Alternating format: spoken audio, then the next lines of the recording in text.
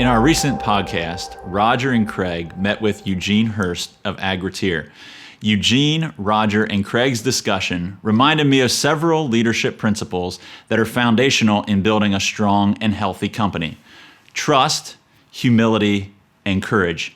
These principles are key in any business or organization, but all the more important to have present when merging two organizations.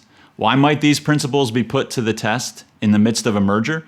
Well, for one, with two strong organizations coming together, as was the case in the formation of Agriteer, you have many competent leaders who have helped to grow their respective businesses to where they are at the point of joining.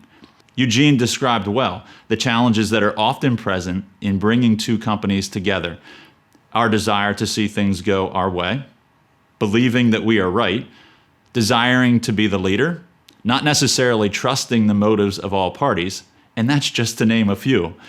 What I find encouraging about the story in the formation of Agriteer is the fact that with time and significant intentionality, trust was built around the table of those involved in planning from both companies.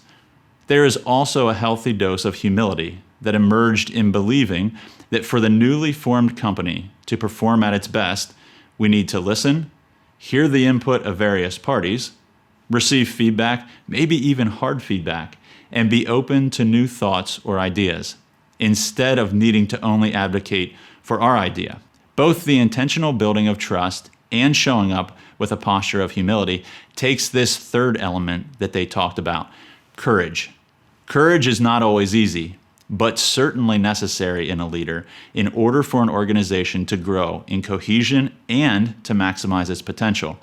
The way that the leaders of Agriteer have used these three leadership principles to build a strong, new, combined company is inspiring. It is also a great reminder for each of us as leaders to lean into and be intentional about building trust with those around us, showing up with a posture of humility, and being courageous about leaning into important and sometimes difficult conversations.